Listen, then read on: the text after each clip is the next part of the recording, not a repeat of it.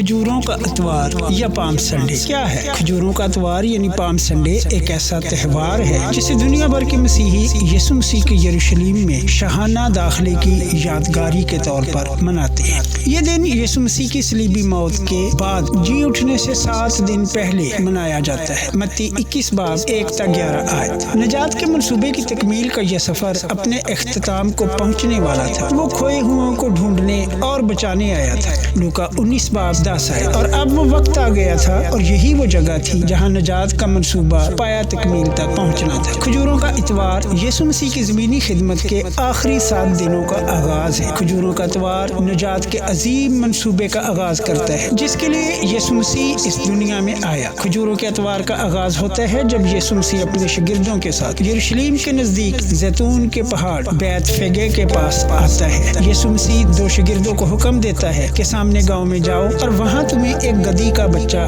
بندھا ہوا ملے گا، اسے کھول کر لے آؤ، اور اگر تمہیں کوئی پوچھے یا روکے تو کہنا کہ یہ خداوند کے لیے ہے۔ لوکا 19 باب 29 آیت تا 30 آیت تک۔ جب شاگرد اس گدھی کے بچے کو کھول رہے تھے تو مالک نے پوچھا کہ یہ کیا کرتے ہو؟ تو شاگردوں نے جواب دیا کہ خداوند کو اس کی ضرورت ہے۔ لوکا 19 باب 31 تا 34۔ حیران کن طور پر گدھے کا مالک شاگردوں کے جواب سے مطمئن ہو جاتا ہے اور شاگردوں کو گدھی کا بچہ لے جانے دیتا ہے۔ وہ اس کو یسوع کے پاس لے آئے اور اپنے کپڑے اس بچے پر ڈال کر یسوع کو سوار کیا۔ جب یسوع گدھے پر سوار ہو کر یروشلم کی طرف بڑھا تو ایک عظیم الشان اور بہت بڑا ہجوم اس کے گرد جمع ہو گیا اور اس کے ساتھ ساتھ چلنے لگا۔ یہ بھیڑ سمجھ گئی تھی کہ یسوع ہی وعدہ کیا گیا مسیحا تھا، مگر جو بات وہ نہیں سمجھ رہے تھے وہ یہ تھی کہ ابھی بادشاہت کے قیام کا وقت نہیں آیا تھا۔ اگرچہ یسوع نے یہ بات سمجھانے کی کوشش بھی کرتا ہے۔ لوکا 19 باب 11-12 آیت۔ سڑک کے گرد اور ہجوم کے ساتھ چلنے والے لوگوں کے رد عمل کے باعث اس دن کو کھجوروں کا اتوار کہا جاتا ہے۔ ایک بڑی بھیڑ اپنے کپڑے یسوع مسیح کی راہ میں بچھا رہی تھی اور باقی لوگ بھی کھجوروں کی ڈالیاں کاٹ کر سڑک پر بچھا رہے تھے۔ متی 21 باب 8 آیت۔ یسوع مسیح کی راہ میں اپنے کپڑے بچھا کر لوگ اسے شاہی انداز میں تعظیم پیش کر رہے تھے، بالکل ایسے ہی جیسے پرانے عہد نامہ میں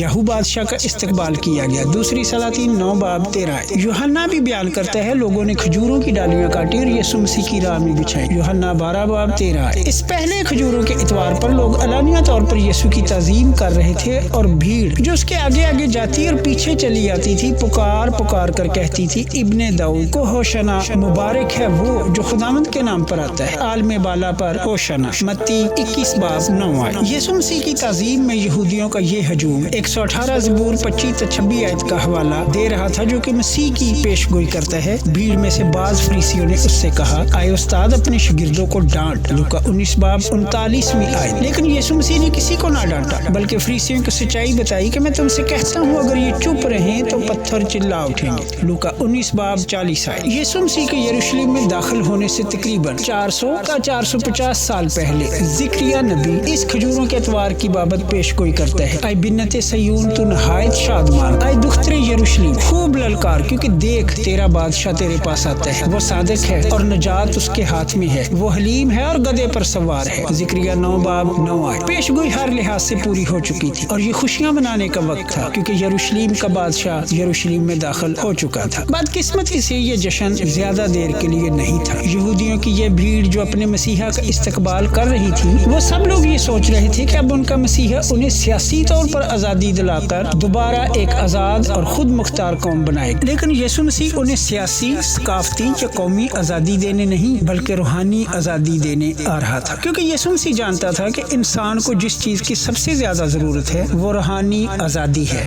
اگرچہ یہ ایک بڑا جمع غفیر خوشی سے جھوم رہا تھا اور نعرے لگا لگا کر اپنے جوش و جذبے کا اظہار کر رہا تھا، لیکن وہ یسوع مسیح کی آمد کے حقیقی مقصد کو فراموش کر رہا تھا۔ وہ نہ تو صلیب کو دیکھ رہے تھے اور نہ اسے سمجھ رہے تھے اور آنے والے وقت سے یکسر بے خبر تھے۔ اس لیے یسوع نے کہا، جب نزدیک آ کر شہر کو دیکھا تو اس پر رویا اور کہا، کاش کہ تو اسی دن میں سلامتی کی باتیں جانتا، مگر اب وہ تیری آنکھوں سے چھپ گئی، کیونکہ وہ دن تجھ پر آئیں گے کہ تیرے دشمن تیرے گرد مورچہ باندھ کر تجھے گھیر لیں گے اور ہر طرف سے تنگ کریں گے، اور تجھ کو اور تیرے بچوں کو جو تجھ میں ہیں زمین پر پٹکیں گے، اور تجھ میں سے کسی پتھر پر پتھر باقی نہ چھوڑیں گے، اس لیے کہ تو نے اس وقت کو نہ پہچانا جب تجھ پر نگاہ کی گئی۔ لوکا 19 باب 41-44 آیات۔ یہ بہت ہی افسوسناک بات تھی کہ وہ اپنے نجات دہندہ کو دیکھ تو رہے تھے لیکن اسے پہچان نہیں رہے کہ وہ کون ہے؟ یہ ہجوم جو اس وقت چلا رہا تھا کہ ہوشنا ہوشنا، یہی ہجوم کچھ دن بعد چلا رہا تھا کہ اسے سلیب دو، اسے سلیب دو۔ متی 27 باب 22-23 آیت۔ وہ دن دور نہیں جب ہر گھٹنا جھکے گا اور ہر زبان اقرار کرے گی کہ یسوع مسیح ہی خداوند۔ فلپیوں 2 باب 10-11 آیت۔ اس وقت حقیقی پرستش ہوگی۔ یوحنا اس جشن کے بارے میں جو آسمان پر منایا جائے گا بڑی خوبصورتی سے بیان کرتا ہے۔ ان باتوں کے بعد میں نے نگاہ کی تو کیا دیکھتا ہوں کہ ہر ایک قوم اور قبیلہ اور امت اور اہل زبان کی ایک ایسی بڑی بھیڑ جسے کوئی شمار نہیں کر سکتا، سفید جامے پہنی اور کھجور کی ڈالیاں اپنے ہاتھوں میں لیے ہوئے تخت اور برہ کے آگے کھڑی ہے۔ مکاشفہ 7 باب 9 آیت۔ اور مقدسین کی یہ بھیڑ چلا چلا کر کہتی ہے کہ نجات ہمارے خدا کی طرف سے ہے جو تخت پر بیٹھا ہے اور برہ کی طرف سے، اور اس حقیقی خوشی کا اندازہ کوئی بھی نہیں لگا سکتا۔ آج آپ کو یہ غور کرنے کی ضرورت ہے، آپ اس بھیڑ کا حصہ بننا چاہتے ہیں جو یروشلم میں یسوع مسیح کا شاہانہ استقبال تو کر رہی تھی لیکن اسے جانے سمجھے اور قبول کیے بغیر، اور پھر یہ ساری خوشیاں، جشن اور نعرے بازیاں محض وقتی اور عارضی ثابت ہیں۔ یا پھر آپ اس بھیڑ کا حصہ بننا چاہتے ہیں جو برے کے تخت کے سامنے حقیقی پرستش کرتے ہوئے ابدی خوشی منا رہے ہیں جس کی بابت مکاشفہ میں بیان کیا گیا ہے۔ اگر آپ حقیقی طور پر یسوع مسیح کو اپنا نجات دہندہ اور مسیحا قبول کرتے ہیں تو آسمان کی بادشاہی میں آپ اپنے آپ کو بادشاہوں کے بادشاہ اور خداوندوں کے خدا کے تخت کے سامنے کھڑا پائیں گے۔ فیصلہ آپ کا ہے۔ اگر آپ کو یہ ویڈیو پسند آئی ہے اور آپ کو خدا کے کلام کے وسیلہ سے برکت ملی ہے تو ویڈیو کو لائک شیئر ضرور کیجیے، چینل کو سبسکرائب کیجیے۔ خدا آپ سب کو برکت دے۔